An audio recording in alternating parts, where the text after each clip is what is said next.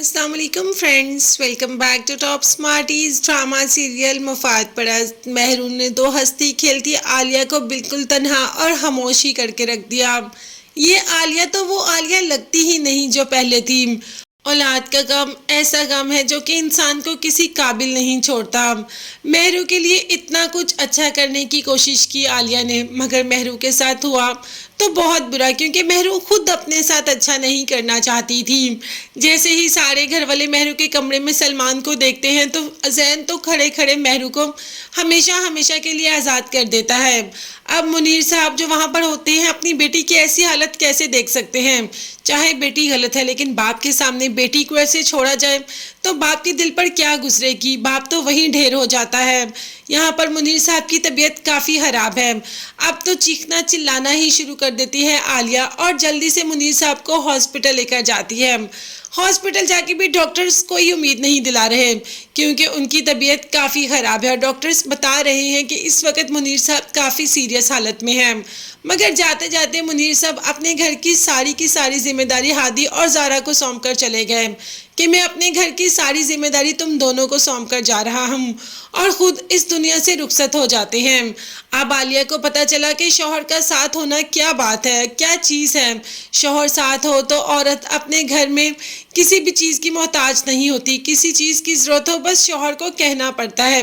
कहाँ से आ रही है, क्या हो रहा है, वो कुछ नहीं जानती। शौहर तो बीवियों के सर पर शेल्टर का काम देते हैं। आज तो सर से शेल्टर ही उतर गया आलिया के। चीखती चिल्लाती मुनीर साहब को रुखसत कर ही दिया। क्या कर सकते हैं, मजबूरी है। रोक भी तो नहीं सकते जाने वालों को। हर एक को सोगवार करके मुनीर साहब चले गए। ज़ारा भी अभी यहाँ पर आई है और हादी जो कि ज़ारा को खाने के लिए पूछ रहा है तो ज़ारा ने कह दिया कि कैसे नवाला मेरे गले से उतरेगा। मुझे आज भी याद है कि मुझे पहला नवाला हालू ने ही खिलाया था। मैंने तो उन्हीं को हमेशा अपना बाप समझा और उन्होंने भी हमेशा बेटी बनकर मुझे पाला, बेटी बन के मेरी तरबियत की, उंगली पकड़कर मुझे चलना सिखाया। कैसे भूल सकती हूँ मैं सब कुछ। फिर भी ज़ारा हिम्मत करती है और उठती है और आलिया के पास चली जाती है, जबकि आलिया मेहरू से बात कर रही है कि तुमने मेरे साथ बहुत गलत किया। तुम्हारे बाबा कितना खुश थे, वो कितनी खुशी खुशी तुम्हें माफ़ करके यहाँ से गए थे। उन्हें क्या पता कि तुम तो उनकी ज़िंदगी छीनने वाली हो। तुम तो उनको आखिरी सांसों तक ले आएगी। तुम तो मेरी ऐसी हालत कर दोगी। मगर मजाल है कि मेहरू को अभी भी कोई असर हुआ हो, अभी भी उसे किसी शर्मिंदगी का एहसास हो, या अभी भी उसे फील हो रहा हो कि उसने कुछ गलत किया है। इतना गलत करके भी ज़ारा जो कि आलिया का इतना ख्याल रख रही है, और आलिया को भी अब एहसास हो रहा है कि ज़ारा बहुत अच्छी है।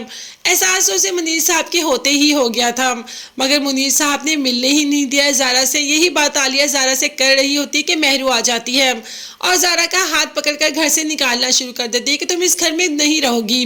तुमने मेरी माँ के साथ कैसे बोला, कैसी कैसी बातें की। अब तो आलिया बर्दाश्त नहीं कर पाती और मेहरू को ज़ोर से आवाज़ दे देती है कि मेहरू चुप कर जाओ, ये घर तुम्हारा नहीं, ये घर मेरा है। ये घर मेरे शौहर का है।